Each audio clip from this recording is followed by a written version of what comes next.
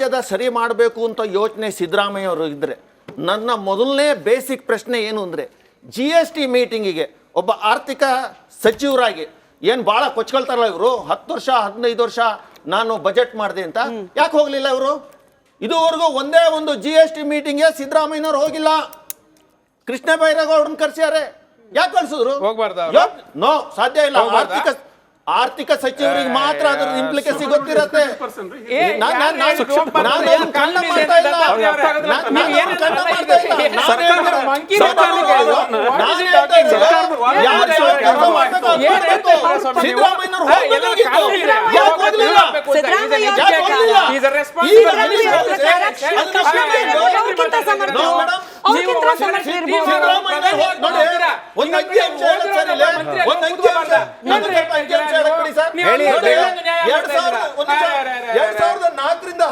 ತನಕ ತೆರಿಗೆ ಬಾಬತ್ತು ಕೇಂದ್ರದಿಂದ ಬಂದಿರೋದು ಎಷ್ಟು ಗೊತ್ತಾ ಸರ್?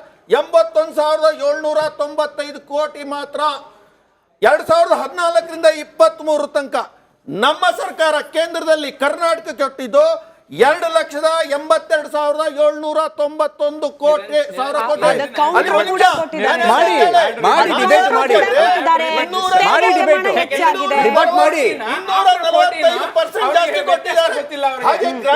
ಕೊಡೋ ವಿಚಾರ ನಾನು ಹೇಳೋದ್ ಕೇಳ್ರಿ, ನಿಮ್ ಮಾಹಿತಿ ಸರಿಯಾಗಿಲ್ಲ.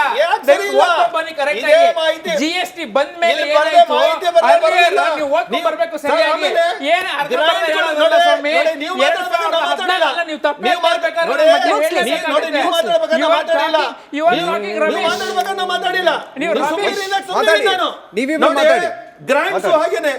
ಗ್ರಾಂಟಿನೇಟ್ ಬರುತ್ತೆ ಸರ್. ಒಟ್ಟು 10 ವರ್ಷದಲ್ಲಿ ಹಿಂದಿನ ಕಾಂಗ್ರೆಸ್ ಸರ್ಕಾರ ಇದ್ದ ಸಂದರ್ಭದಲ್ಲಿ 60,780 GST ಇದ್ದಾಗ ಹೌದೌದು GST any grant I am not talking about the next GST grants GST ಇತ್ತಾವಾಗ ಬೇರೆ ಬೇರೆ please ask him that question. ಅಲ್ಲ GST ಇತ್ತಾವಾಗ ಸರ್ GST ಶುರು ಆದ್ಮೇಲೆ ಕೊಟ್ಟಿದಾರಲ್ಲ ಈಗ 2,82,890 ಕಂಪೇರ್ ಮಾಡೋದು ತಪ್ಪು ಅನ್ಸುತ್ತೆ ಸರ್. ಕೋಟಿ ನೀವೇಳ ಅರ್ಧ ಸತ್ಯ ಇದೆ, ನೀವೇಳ ಅರ್ಧ ಸತ್ಯ ಇದೆ. ಯಾಕಂದ್ರೆ ನೀವು ಕಂಪೇರ್ ಮಾಡಕ್ಕಾಗಲ್ಲ. ಅದು GST ಬಂದ್ಮೇಲೆ ಮಾತಾಡಿ. ಓಕೆ ಅದ್ರದ್ದು ಏನ್ ಕೊಟ್ಟು ಈಗ ಉದಾಹರಣೆ ಗ್ರಾಂಟ್ಸ್ GST ಲಿಮಿಟ್ GST ಬಿಟ್ಬಿಡಿ ಸರ್. ಬೇರೆ ಬೇರೆ ಗ್ರಾಂಟ್ಸ್ ಕೊಡ್ಬೇಕಲ್ಲ ಕೇಂದ್ರ ಸರ್ಕಾರ. ಹೌದು, ಹಿಂದೆ ಎಷ್ಟು ಕೊಟ್ಟಿದ್ದು ಸರ್ಕಾರ? 60,779 ಕೋಟಿ. ನಮ್ಮ ಸರ್ಕಾರ ಬಂದ್ಮೇಲೆ ಕರ್ನಾಟಕಕ್ಕೆ 2,08,838 ಕೋಟಿ ದುಡ್ಡನ್ನ ಕೊಟ್ಟಿದೆ. ನಾನು ದಕ್ಷಿಣ ಭಾರತಕ್ಕೆ ತಪ್ಪು ನಿಮ್ಮ ಇದು 2092 ಇರ್ಲಿ ಬಿಡಿ ಪರವಾಗಿಲ್ಲ. ಅವೆಲ್ಲ ಇಲ್ಲ 2092 ಇಲ್ಲ 2092 2,92,092 ಪ್ರಶ್ನೆಯಲ್ಲಿ ಕರ್ನಾಟಕಕ್ಕೆ ಅನ್ಯಾಯ ಆಗಿದ್ರೆ ಕೇರಳದವ್ರು ಯಾಕೆ ಬರ್ಲಿಲ್ಲ? ತಮಿಳುನಾಡಿನವ್ರು ಯಾಕೆ ಮಾಡ್ತಿಲ್ಲ? ಸ್ಮಿತಾನ್ ಕೇಳಿ. ಕೇರಳ ಕನ್ಫ್ಯೂಷನ್ ಬಗ್ಗೆ ಕೇಳಿ ಸ್ಮಿತಾ. ಈ ಸರ್ಕಾರದ ಒಂದೇ ನೆರೇಟಿವ್ ಏನಿದೆ ಗೊತ್ತಾ ಸರ್? ನಿಮ್ಗೆ ಹೆಲ್ಪ್ ಆಗೋದು ಏನು 5 ಗ್ಯಾರಂಟಿಗಳು ಕೊಟ್ಟಿರಲ್ಲ, ಕೊಡಕ್ ಆಗ್ತಿಲ್ಲ. ವಿಲಿ ಒದ್ದಾಡ್ತಾ ಇದಾರೆ, ದುಡ್ಡಿಲ್ಲ ಹೇಳ್ಕೊಂಡ್ ಬಿಟ್ಟಿದ್ದಾರೆ. ಅವ್ರು ಹೇಳಿದಾರಲ್ಲ, ಆಯ್ತು ದತ್ತಾತ್ರೇಯ ಸರ್, ಆಯ್ತು ನೆನೆ ಕುಮಾರಸ್ವಾಮಿ ತೋರಿಸ್ಬಿಟ್ಟು ನಾವೇನ್ ಮಾಡ್ಲಿ? ಕೇಂದ್ರ ಸರ್ಕಾರ ಕೊಟ್ಟಿಲ್ಲ, ನೆನೆ ರಾಜಗೌಡ್ರಿಗೆ ಗೊತ್ತು. ನಿಮ್ ಮಾತಿಗೆ ಪೂರಕವಾಗಿ ರಾಜಗೌಡ್ರೆ, ನೆನೆ ಕುಮಾರಸ್ವಾಮಿ ಅವರು ಒಂದು ಟ್ವೀಟ್ ಮಾಡ್ತಾರೆ ನೋಡಿ, ಕಾಂಗ್ರೆಸ್ ಹೇಳ್ತಾ ಇದೆ ದಕ್ಷಿಣ ರಾಜ್ಯಗಳಿಗೆ ಅನ್ಯಾಯ ಅಂತ ಹೇಳಿ. ಆದ್ರೆ ಪಕ್ಕದಲ್ಲಿ ಏನಾಗ್ಬಿಟ್ಟಿದೆ, ಕೇರಳದಲ್ಲಿ ಕಾಂಗ್ರೆಸ್ನವರು ಬಿಜೆಪಿ ಪರವಾಗಿ ನಿಂತು ಬಿಟ್ಟಿದ್ದಾರಪ್ಪ, ಅವ್ರಿಗೆ ಬೇಕಾಗಿಲ್ಲ. ಅಲ್ಲಿಗೆ ಈ ಇಬ್ಬಗೆ ನೀತಿ ಇದೆ ಕಾಂಗ್ರೆಸ್, ಅದು ಎಕ್ಸ್ಪೋಸ್ ಆಗ್ತಿದೆ ಅಂತ ಹೇಳಿ. ಅಂದ್ರೆ ಏನು, ನಿಮಗೆ ಕಾಂಗ್ರೆಸ್ ಕೌಂಟರ್ ಕೊಡಬೇಕು ಅನ್ನೋ ಇರಾದಿನ, ಕಾಂಗ್ರೆಸ್ ನ ಪ್ರೊಟೆಕ್ಟ್ ಮಾಡ್ಕೊಂಡು ಮಾಡಬೇಕು. ನಿಮ್ ಕುಮಾರಸ್ವಾಮಿ ಅವ್ರ ಸ್ಟೇಟ್ಮೆಂಟ್ ಅಲ್ಲೂ ಕೂಡ ಡೈಲಿಮಾ ಕಾಣಿಸ್ತಿಲ್ವಾ? ದ್ವಂದ್ವ ಕಾಣಿಸ್ತಾ ಇಲ್ವಾ? ನೋಡಿ, ಕೆಲವು ವಿಚಾರಗಳಲ್ಲಿ ಈಗ ಕಾಂಗ್ರೆಸ್ ಒಂದು ಪಕ್ಷವಾಗಿ ಹೋರಾಟಕ್ಕೆ ಹೋಗಿದ್ದಾರೆ ಅಂತ ಆಗ್ಲೇ ನೀವೇ ಹೇಳಿದ್ರಿ. ಏನೋ ಎಲ್ಲ ಪಕ್ಷದಿಂದ ಎಲ್ಲ ಲೀಡರ್ಗಳನ್ನ ಕರ್ಕೊಂಡು ಹೋಗಿದ್ದಾರೆ ಅಂತ. ಬಹುಶಃ ಕರ್ಕೊಂಡು ಹೋದಾಗ ಸೌತ್ ಇಂಡಿಯಾದಲ್ಲಿರೋ ಅಷ್ಟು ಕಾಂಗ್ರೆಸ್ ರಾಜ್ಯಗಳನ್ನ ಕರ್ಕೊಂಡು ಹೋಗಿದ್ರೆ ಚೆನ್ನಾಗಿರ್ತಿತ್ತು ಅಂತ ಹೇಳಿದ್ದಾರೆ. ಕುಮಾರಸ್ವಾಮಿ ಅದನ್ನು ಹೇಳಿಲ್ಲ. ಆಮೇಲೆ ಬೇರೆ ಬೇರೆ ಅನುದಾನಗಳು ಕೂಡ ಬಂದಿದ್ದಾವೆ ಸೆಂಟ್ರಲಿಂದ. 1.3 ಲಕ್ಷ ಕೋಟಿಯಷ್ಟು ಎಜುಕೇಷನ್ಗೆ, ಹೆಲ್ತ್ಗೆ ಮತ್ತು ರಸ್ತೆಗಳಿಗೆ ಇವೆಲ್ಲ ಅನುದಾನಗಳು ಬಂದಿದ್ದಾವೆ. ಅದನ್ನು ಕೂಡ ಕೆಲವು ಸತಿ ಕನ್ಸಿಡ್ರೇಷನ್ ಮಾಡಬೇಕಾಗತ್ತೆ, ರೈತರಿಗೆ ಬಂದಿರೋದು ಮಾಡಬೇಕಾಗತ್ತೆ. ಆಮೇಲೆ ನೀರಾವರಿ ವಿಚಾರದಲ್ಲಿ ಕರ್ನಾಟಕಕ್ಕೆ ಲಾಸ್ಟ್ ಟೈಮ್ 5,300 ಕೋಟಿ ಒಂದು ಯೋಜನೆನ ಮಾಡಿ, ಒಂದು ನಿಮಿಷ ಸರ್ ನಾನು ಮುಗಿಸ್ಬಿಡ್ತೀನಿ, ಘೋಷಣೆ ಮಾಡಿದ್ರು ಅದು ಮಾಡಲಿಲ್ಲ, ಅದು ತಪ್ಪು. ನಾನು ಅದನ್ನು ಅಕ್ಸೆಪ್ಟ್ ಮಾಡಲ್ಲ, ಯಾರೇ ಆಗಲಿ, ಈಗ ನಾನಾಗಲಿ ಇನ್ನೊಬ್ಬರಾಗಲಿ. ಆಮೇಲೆ ಮಹದಾಯಿ ವಿಚಾರಕ್ಕೆ ಬಂದಾಗೂ ಅಷ್ಟೇ ಕೇಂದ್ರದವ್ರು ಯಾಕೋ ನಮ್ಮ ಕಡೆ ಸರಿಯಾಗಿ ಗಮನ ಹರಿಸ್ಲಿಲ್ಲ. ಆ ವಿಚಾರದಲ್ಲಿ ಕರ್ನಾಟಕದ ಜನತೆ ಎಲ್ಲರೂ ಒಂದೇ. ಮಹದಾಯಿ ವಿಚಾರ ಆಗಿರ್ಬೋದು, ಕಳಸಾ ಬಂಡೂರಿ ವಿಚಾರ ಆಗಿರ್ಬೋದು, ಆಮೇಲೆ ಮೇಕೆದಾಟಿ ಹೋರಾಟ ಮಾಡಿದ್ರಲ್ಲ, ಒಂದು ನಿಯೋಗನ ಕರ್ಕೊಂಡೋಗಿ ಡೆಲ್ಲಿಗೆ ಒಂದು ಚರ್ಚೆ ಮಾಡೋ ಕಡೆ ಇವರು ಹಿಂದೆ ಉಳ್ಕೊಂಡ್ರು. ಈಗ ಒಂದು ರಾಜ್ಯದ ಅಭಿವೃದ್ಧಿ ಅಂತ ಬಂದಾಗ ಎಲ್ಲರೂ ಒಂದೇ ಆಗ್ತೀವಿ. So ಅದನ್ನ ಅನುದಾನದಲ್ಲಿ ಮಾತ್ರ ಬೇರೆ ಬೇರೆ ಅಲ್ಲ, ಆಗ್ಬಿಡ್ತೀರಾ? ಅದ್ರಲ್ಲಿ ನೀರಾವರಿ ಯೋಜನೆಯಲ್ಲಿ ಎಲ್ಲ ಒಂದೇ. ನೋಡ್ರಿ, GST ಅನುದಾನ ಹಂಚಿಕೆಯಲ್ಲಿ ಮಾತ್ರ ಬೇರೆ. GST ಅನುದಾನದ ವಿಚಾರದಲ್ಲೂ ಅಷ್ಟೇ. ಅವಾಗಿದ್ದಂತ ಸರ್ಕಾರಗಳು ಹೋಗಿ ಸಿಗ್ನೇಚರ್ ಹಾಕ್ಬಿಟ್ಟು, ಈಗ ಒಂದು ಒಕ್ಕೂಟ ವ್ಯವಸ್ಥೆಯಲ್ಲಿ ನಾವು ತಗೋತೀವಿ ಅಂತ ಅಂದಾಗ ಅವತ್ತು ಸಿಗ್ನೇಚರ್ ಹಾಕಿರ್ತಿರಲ್ಲ, ಅವತ್ತು ಯೋಚನೆ ಬರ್ಲಿಲ್ವಾ? ನೀವು ವಿರೋಧ ಪಕ್ಷದಲ್ಲಿ ಇರ್ಲಿಲ್ವಾ? ಈಗ ಕಳೆದ 25 ವರ್ಷಗಳಿಂದನೂ ಒಂದ್ಸತಿ ಕಾಂಗ್ರೆಸ್ ವಿರೋಧ ಪಕ್ಷ ಬಂದಿದೆ, ಇನ್ನೊಂದ್ಸತಿ ಬಿಜೆಪಿ ವಿರೋಧ ಪಕ್ಷ ಬಂದಿದೆ. ನೀವುಗಳೆಲ್ಲ ಅವತ್ತಿಂದ ಸುಮ್ಮನಿದ್ದು ಇವತ್ತು ಯಾಕೆ ಎದ್ದಿದ್ದೀರಿ? ರೊಚ್ಚಿಗೆದ್ದಿದ್ದೀರಿ. ಇದ್ದಕ್ಕಿದ್ದಂಗೆ ಇವತ್ತು ಸಡನ್ ಆಗಿ ಅದೇನೋ ನೈಟ್ ಅಂಡ್ ನೈಟ್ ಏನೋ ದೊಡ್ಡವರಾಗ ಕೊಟ್ಟಿದ್ದೀರಲ್ಲ, ಇದು ಎಷ್ಟು ಮಟ್ಟಕ್ಕೆ ಸರಿ? ಕಳೆದ 14 ಫೈನಾನ್ಸ್ ಕಮಿಷನ್ ನಿಮಗೆ ಗೊತ್ತಿಲ್ವಾ? ಸಿದ್ದರಾಮಯ್ಯನವ್ರಿಗೆ, ಸಿದ್ದರಾಮಯ್ಯನವರು ದೊಡ್ಡ ಆರ್ಥಿಕ ತಜ್ಞರು ಅಂತ ಇಡೀ ರಾಜ್ಯದಲ್ಲಿ ನಾವೇ ಬಿಂಬಿಸ್ತಾ ಇದ್ದೀವಿ, ಮಾಧ್ಯಮಗಳು ಬಿಂಬಿಸ್ತಾ ಇದ್ದಾವೆ. ಯಾಕೆ ಸಿದ್ದರಾಮಯ್ಯನವ್ರಿಗೆ ಈ ವಿಚಾರ ಗೊತ್ತಾಗ್ಲೇ ಇಲ್ವಾ? 14 ಕಮಿಷನ್ಗೂ ಮತ್ತೆ 15 ಕಮಿಷನ್ಸ್ಗೂ ಇದ್ದಂತ ಡಿಫ್ರೆನ್ಸ್ ಮತ್ತೆ ಆದಂತ ಅನ್ಯಾಯಗಳ ಬಗ್ಗೆ ಅವ್ರಿಗೆ ಚರ್ಚೆ ಆಗೋಷ್ಟು ಚರ್ಚೆ ಮಾಡೋ ಸಮಯ ಇರ್ಲಿಲ್ವಾ? 19ರಲ್ಲಿ ಅಲ್ಲಿಂದ ಆಚೆಗೆ ಇವರು ಹೊಸ ಸರ್ಕಾರ ನಿರ್ಮಾಣ ಮಾಡೋಕ್ಕೂ ಮುಂಚೆ ನಾವು 60,000 ಕೋಟಿಯಷ್ಟು ಯೋಜನೆಗಳನ್ನ ಪ್ಲಾನ್ ಮಾಡಿದ್ರಲ್ಲ, ಫ್ರೀ ಬೀಸ್ ಅಂತ ಕೊಡಕ್ಕೆ ಅಂತ ಹೊರಟ್ರಲ್ಲ. ಸೊ ಅವತ್ತು ನಿಮಗೆ ಕಾಂಟ್ರಾಕ್ಟರ್ಗಳಿಗೆ ದುಡ್ಡು ಕೊಡಲ್ಲ, ಇದೇ ವೇದಿಕೆಯಲ್ಲಿ ಚರ್ಚೆ ಆಯ್ತು, ಡಯಾಸಲ್ ಆಯ್ತು. ಅವ್ರು ಯಾರೋ ಪಾಪ ಕಿಯೋನಿಕ್ಸ್ ಅವರೊಬ್ರು ಸೂಸೈಡ್ ಮಾಡ್ಕೊಳ್ಳೋವರೆಗೂ ಹೋದ್ರು.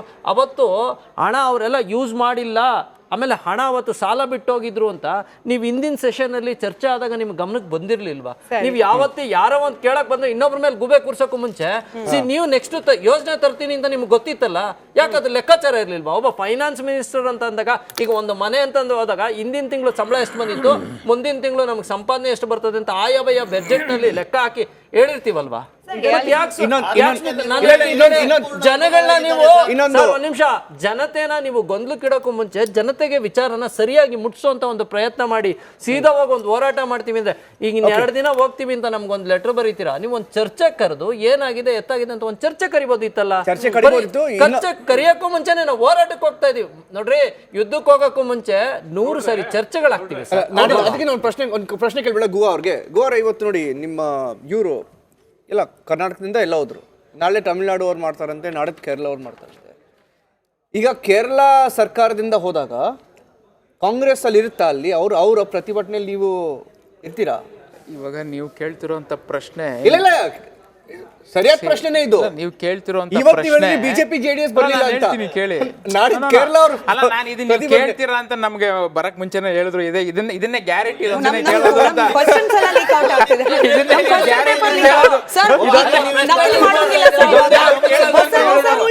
ಕಾಪಿ ಮಾಡೋಂಗಿಲ್ಲ.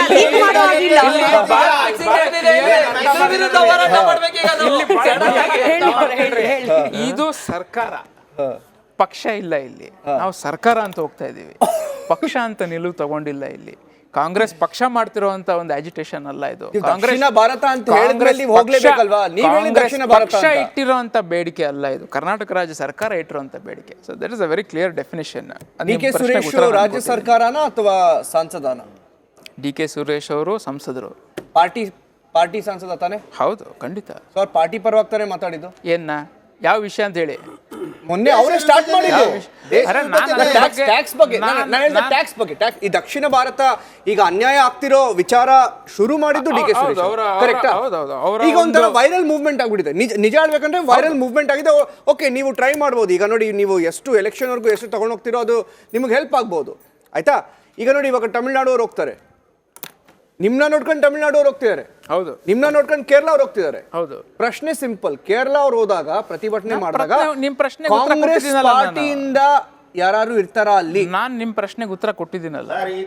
ಇಲ್ಲ, ಕೊಟ್ಟಿದ್ದೀನಿ. ಇದು ನಾವು ಸರ್ಕಾರ, ಕರ್ನಾಟಕ ರಾಜ್ಯ ಸರ್ಕಾರ. ಇದು ಬಹಳ ನೋವಿನ ಸಂಗತಿ ಅಂದ್ರೆ, ಈ ದೇಶದ ಸ್ವಾತಂತ್ರ್ಯ ಪಡೆಯೋಕ್ಕೋಸ್ಕರ ಸಾವಿರಾರು ಜನ ಜೀವನ ಹಂಗ ತೊರೆದು ಜೈಲ್ ಶಿಕ್ಷೆ ಅನುಭವಿಸಿ, ಗಲ್ಲು ಶಿಕ್ಷೆ ಅನುಭವಿಸಿ ಪಡೆದಿರ್ತಕ್ಕಂಥ ಈ ಭಾರತದ ಸ್ವಾತಂತ್ರ್ಯವನ್ನ ಇಷ್ಟು ಕ್ಷುಲ್ಲಕವಾಗಿ ನಾವು ದೇಶ ಈಗ ವಿಭಜನೆ ದತ್ತಾತ್ರೇಯ ಮಾಡ್ತೀವಿ ಅವರು ಅಂತ ಫಾರ್ಮಲ್ ಹೇಳಿದ್ರು. ಇದ್ದಾರೆ. 70 ವರ್ಷ ಅಂದ ತಕ್ಷಣ ಅವ್ರಿಗೆ ಅವ್ರ ಕಂಫರ್ಟ್ ಝೋನ್ ಅದು.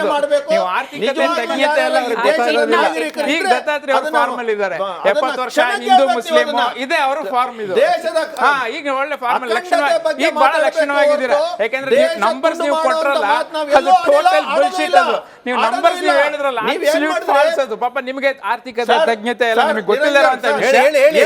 ನಿಮ್ಮ ಬ್ಯಾಸ್ಟಿ ಏನಿದ್ರು ಈ 70 ವರ್ಷ ನೆಹರು, ಹಿಂದೂ, ಮುಸ್ಲಿಂ, ರಾಮ, ಕೃಷ್ಣ ಇದ್ರಲ್ಲಿ ನೀವು ಚೆನ್ನಾಗಿ ಪರ್ಫಾರ್ಮ್ ಮಾಡ್ತೀರಾ.